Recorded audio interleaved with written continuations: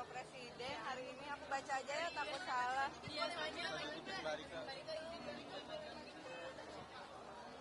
Nah, pidato Presiden Prabowo tuh improvisasinya banyak ya Mbak. Sekarang lebih scripted atau sesuai teks? What do you think? ya, saya melihat ada catatan yang cukup penting ya. Ada empat pedoman Kabinet Merah Putih yang ini menurut saya harus menjadi catatan dan kita perhatikan, nanti kita awasi bersama. Pedoman pertama, menjaga dan melaksanakan perintah Undang-Undang Dasar 45. Dan ini dalam konteks MPR RI tentu merupakan salah satu manifestasi ruh haluan negara. Ini penegasan untuk menegaskan hukum dasar wajib bersandar pada amanat pasal 33 nih. Penting nih, kita ingetin nantinya. Pedoman kedua adalah melindungi kepentingan inti nasional yang vital. Ini sebetulnya kalau kita lihat sejarah MPR, ini akar kedaulatan dalam konsep teknokratik pertama Indonesia yang disusun 513 anggota MPR pertama pada tahun 1958. Dan kemudian juga Presiden mengatakan yang ketiga adalah untuk melindungi the core and vital national interest. Ini memiliki keterikatan historis dengan yang disusun juga oleh MPR pertama tahun 1960. Kemudian mengatasi kesulitan rakyat dalam waktu sesingkat-singkatnya. Ini juga menurut saya ada kaitannya dengan resonansi Panitia Siasat Ekonomi Hatta 1947. Kemudian ada pedoman keempat berorientasi pada kepentingan rakyat, anak dan cucu. Ini saya melihat adalah suatu model teknokrasi Dewan Perancang Negara yang disusun Sumitro tahun 1951. Nah kemudian,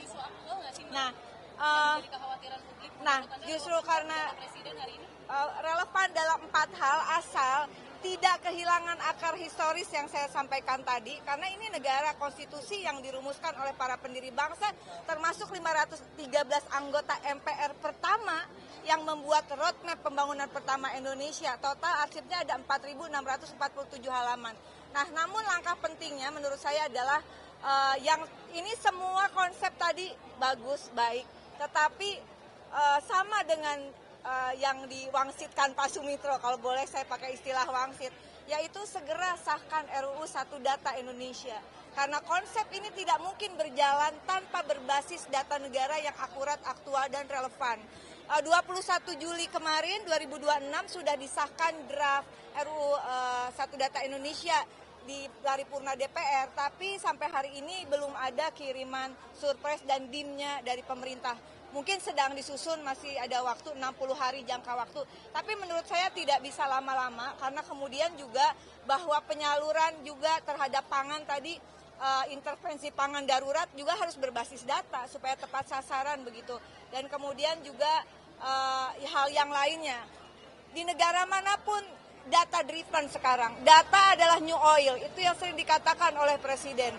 Jadi 4 pedoman Kabinet Merah Putih ini rasanya, bukan rasanya. Bahkan kalau kita membuka arsip sejarah Indonesia, termasuk konsep dari Pak Sumitro, konsep dari Pak Hatta, termasuk konsep dari 513 anggota MPRS yang merupakan anggota MPR pertama Indonesia yang menyusun roadmap pembangunan pola pembangunan nasional semesta berencana. Tidak mungkin semua konsep itu bisa berjalan terarah, terencana, terukur, tepat sasaran tanpa data dasar negara yang akurat. Dalam peta kebijakan atau arah kebijakan Presiden tahun lalu dan tahun sekarang, apa menurut Anda sebenarnya semuanya sejalan dengan tahun lalu? Masih dalam konteks yang sama, tetapi menurut saya dengan ada kemarin kan tidak ada 4 pedoman. 4 pedoman Kabinet Merah Putih ini menurut saya menjadi penting. Asal apakah ini sesuatu yang baik? Saya tadi bedah dengan akar historis teknokratis kita. Dari mulai sekali lagi Panitia Siasat Ekonomi Hatta 1947, Dewan Perancang Nasional yang disusun oleh Sumitro Joyo Hadikusumo saat menjadi Menteri Industri Perdagangan 1951, lalu yang disusun oleh Dewan Perancang Nasional di bawah Muhammad Yamin bersama 513 anggota MPRS pertama. Saya akan ulang-ulang karena ini adalah pidato MPR ya, pidato tahunan di MPR.